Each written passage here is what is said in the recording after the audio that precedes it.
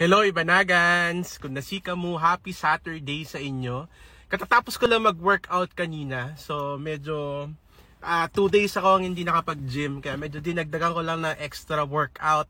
Kanina nanonood pa si Miss Patty. Hi Miss Patty! Sa totoo lang, feeling ko napakalaki naman na ng improvement. Kasi nung nagsimula ako nag-workout October of 2022, nasa 95 kilograms ako.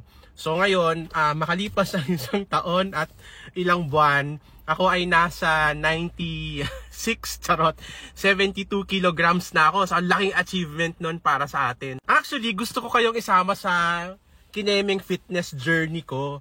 Gusto ko nga sana i-video sa inyo kung paano yung, or pakita sa yung, gusto ko ipakita through video sa inyo yung mga ginagawa kong workout.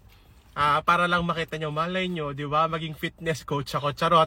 Pero, ito yung isa siguro sa napansin ko. Madami kasi ako mga nakikita na content sa TikTok na binivideo yung workout nila. Tapos minsan, nako-call out sila, di ba? Sila sabihan, ba't mo binivideo? Or kung minsan, naiinis sila kasi alam na nga ng iba na nagvi-video ka. Tapos, dumadaan pa sila sa harap ng camera. Pero alam nyo ba, na-realize ko. Kasi yung pag-gym, para siyang public space, di ba? So maraming ibang tao, and there are people who also values their privacy.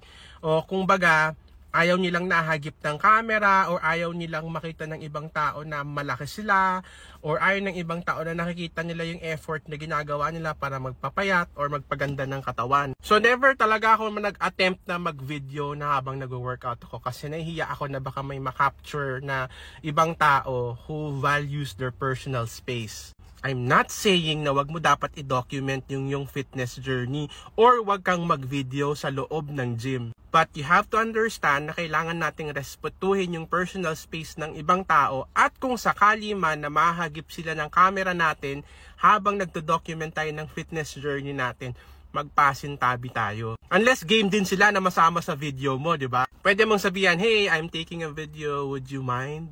Magpasintabi, gumalang, rumespeto dahil personal space nila yon, and some people values privacy. Yun naman ang importante. Ikaw, ano sa palagay mo? Okay lang ba mag-video sa loob ng gym or wag na lang?